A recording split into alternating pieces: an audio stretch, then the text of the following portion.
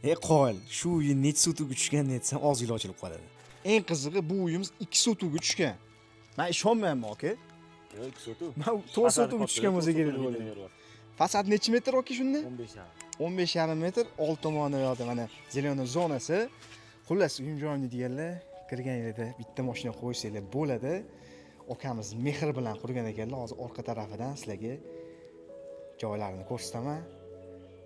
Tegi целый podval. Aka, ichida nechta xonasi bor? 6 ta xona, 3 ta xona sanuzeli bor.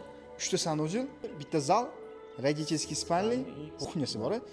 Ikkinchi qavatda shundoq tog'li ko'rinib turadigan. Ikkinchi qavatda nechta xonasi bor? 4 ta xona, 2 ta sanuzeli bor. Родительский spальный, zal, 2 ta детский. Romlari arzonchimi yo qimmatchisini qo'yganmiz, aka? Romni Engelberg 8 mingtalik. 8 mingtalik termo, eshiklariga termo, romlariga 8 mingtalik Engelberg. Energiyasi berisha hamma. Даже darvozasini 4 qavat qilibdilar. Bu degani shumizolyatsiyasi bor.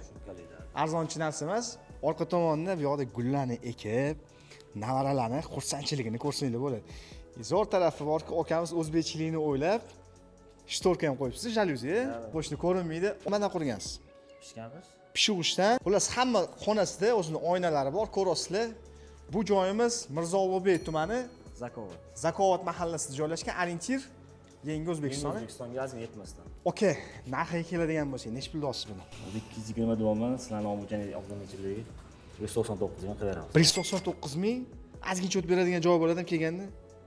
Naqdga bo'lsa, shunaqa uy sizlarga qiziq bo'ladigan bo'lsa, pastda akamiz nomerini qoldiraman. Aytgancha shunaqa uyni olish havas qilgan bo'lsanglar, bitta like bosib, yaqin tanishlarga tashlab qo'yinglar. Charchab qolmanglar.